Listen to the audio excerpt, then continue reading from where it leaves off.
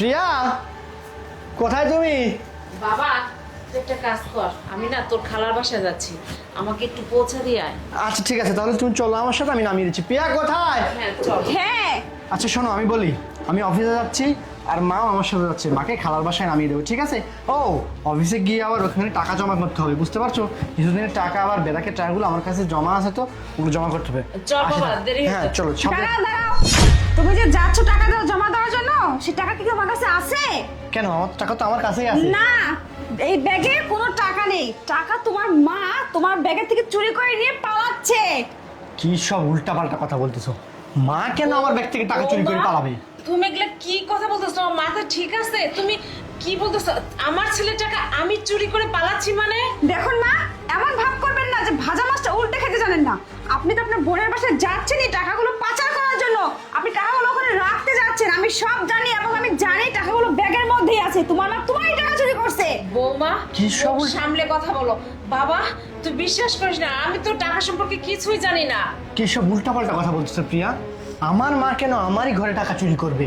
আমি এটা কোনো সম্ভব? উল্টাপাল্টা কথা বলছি না, এটাই সম্ভব। কারণ তুমি তোমার মাকে ভাবে টাকা দাও না, আর তোমার মা এই সুযোগে তোমার কাছ থেকে টাকাগুলো হাতে নিছে, দেখছে তোমার ব্যাগে এতগুলো টাকা, আর তুমি তো টাকাগুলো তোমার না, এই টাকাগুলো তো তুমি অন্যের, মানে তোমার বেরাকের, ওই টাকাগুলো তুমি জমা দিতে যাচ্ছ। এর জন্য ঝোপ বুঝে কোপ মারছে আর টাকাগুলো নিয়ে অন্য জায়গায় পাচার করে শোনো, দিতে।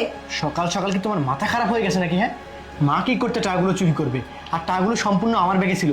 আর তুমি যে এত জোর গলায় বলতেছো মা টাকাগুলো চুরি করছে, তোমার কাছে কোনো প্রমাণ আছে? তুমি প্রমাণ করতে পারবে যে মা টাকাগুলো চুরি করছে? আমার প্রমাণ করতে হবে না, তুমি তোমার মায়ের ব্যাগটা সার্চ করো, তুমি নিজেই প্রমাণ পেয়ে যাবে তোমার মায়ের ব্যাগের মধ্যে টাকাগুলো আছে। মা কি বলতেছো এইসব? বাবা তুই ওর কথা বিশ্বাস করিস না, আমি তোর মা, তুই আমার সন্তান, তুই আমার কথা বিশ্বাস করবি না? তুই বৌমার কথা আমার ব্যাগ চেক করবি? দেখছো ব্যাগ চেক করতে দিচ্ছে না, তার মানে নিশ্চয়ই টাকাগুলো ব্যাগের মধ্যে আছে। আমি শিওর, তুমি চেক করো। তুমি থামো, আমি মায়ের ব্যাগ চেক করতেছি। যদি মায়ের ব্যাগে টাকাগুলো পাওয়া যায় তাহলে মায়ের বিচার আমি করব, আর টাকাগুলো যদি না পাওয়া যায় তখন কি হবে? তখন যা বলবে আমি তাই শুনবো, কিন্তু টাকাগুলো ওনার ব্যাগে আছে, আমি দেখছি। মা ব্যাগটা দাও। নে।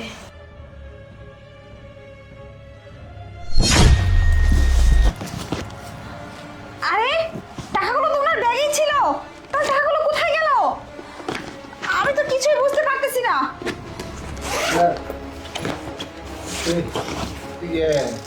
এই বুলবুল, তুই এখানে কি করছিস? যা, এখান থেকে কাজ কর, যা। স্যার আমি একটা কথা বলতে আসছি স্যার, ওই আপনার যে ব্যাগটা আছে না, ওটার মধ্যে টাকা ছিল। সেই টাকা ম্যাডাম এসে এই যে এই বড় ব্যাগটা মানে আপনার আম্মার ব্যাগের মধ্যে দিয়েছে। এটা আমি দেখতে পেয়ে কি করেছি জানেন? আমি তো দেখলাম যে ভেজাল, তখন এটার মধ্যে থেকে টাকা নিয়ে আবার ওইটার মধ্যে রেখে দিয়েছি। কিরে বুলবুল, তুই কি তোকে এই, দাঁড়াও। তুমি ওর দিকে তেড়ে যাচ্ছ কেন? বুলবুল তো ঠিকই বলছে, টাকাগুলো তো আমার ব্যাগেই আছে। তাহলে তুমি মায়ের কাছে মাকে চোর বানানোর জন্য মায়ের ব্যাগের মধ্যে টাকাগুলো ঢুকিয়ে দিয়েছিলে, তাই না? আরে না, বুলবুল যদি না দেখতো তাহলে তো মাই চোর প্রমাণিত হতো। বৌমা আর তাই তো বলি, তুমি এত কনফিডেন্স নিয়ে কি করে বলতে পারো যে টাকাগুলো মায়ের ব্যাগেই আছে? মানে মানুষ আসলে তুমি এই কাজটা করতে পারলা আমার সাথে? আমি তোমাকে বৌমা হিসেবে কখনোই দেখি নাই, আমি নিজের মেয়ের মতো দেখি তোমাকে এতটা ভালোবাসি, তার প্রতিদান তুমি এইভাবে দিতে পারলে? চুপ করুন মা, আপনার জন্য আমার জীবনটা শেষ হয়ে যাচ্ছে। আপনি বাড়িতে আসার পর থেকে আমি কোথাও যেতে পারি না, কিচ্ছু করতে পারি না, নিজের স্বাধীন মতো চলাফেরা করতে পারি না। তো কি করবো আমি? চুপ করো তুমি। মা তোমাকে স্বাধীনভাবে চলতে দেয় না। মা তোমাকে নিজের মেয়ের মতো ভালোবাসার জন্য তোমাকে সবসময় কাছে আগলে রাখে, যেন তুমি ছোট ছোট ড্রেস না পরে ক্লাবে না যাও।